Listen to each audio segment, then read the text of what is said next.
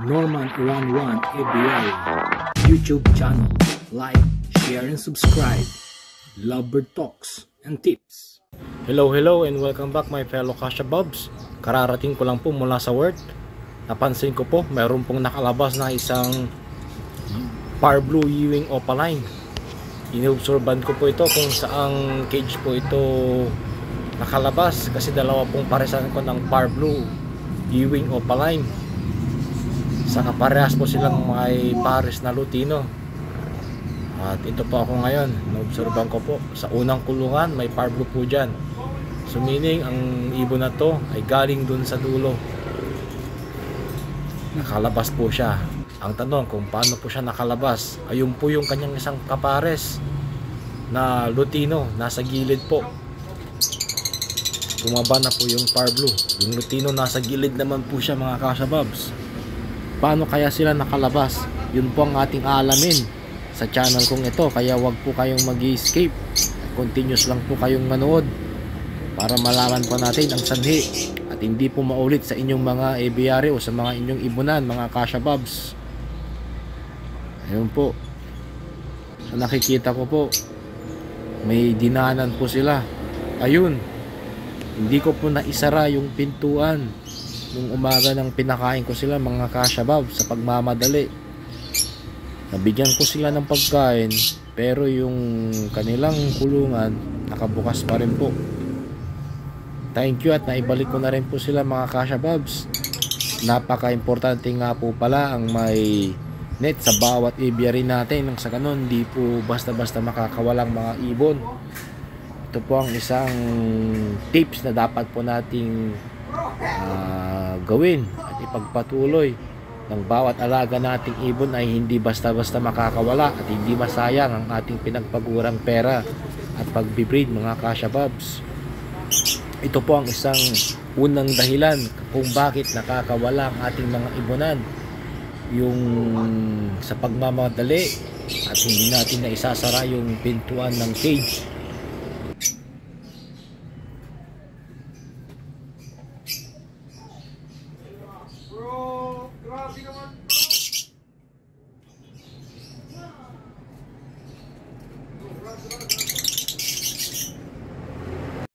Hello, welcome back my fellow Kasha Bobs. Nest box po ng ibon nabutas, kaya ito pong dahilan kaya sila nakawala. Mabuti na lang po nasa loob sila ng ating munting aviary. We have here nest box with 2 holes. This one has been beaten by those paired lovebirds, that's why they are escaped from the cage and came out from this hole. Look, ito po mga Kasha Bobs, kita nyo po, diyan po sila dumaan. Gumawa po sila ng kanilang escape plan para makalabas sa kanilang nest box at breeding cage, but what happened, pero still they are still stuck in our net that we provide for our aviary. Kaya still we get them back my fellow Kasha Bobs. Always check your nest box. If there's some damages, if there's some damages, always check nest box, cage. Sometimes they are being broken by our lovebirds. We're going to fix this my fellow Kasha Bobs. Ayusin po natin ang nest box na to, tatapalan lang po natin dahil talagang malalim po yung kanilang hilukay. Kung titignan po natin sa ayan po, malalim po yan hindi po pantay na yung ground nung nest box po, talagang hilukay po nila. Kung maglalagay po tayo ng tubig, pababa po yung tubig papunta sa butas, pa-island po yung kanilang ginawa. Ganyan po kautak yung mga lovebirds mga Kasha Bobs. Kaya bigla na lang po kayong nagtataka kung bakit sila nakakalabas. Panoorin nyo po at ayusin po natin ito mga Kasha Bobs.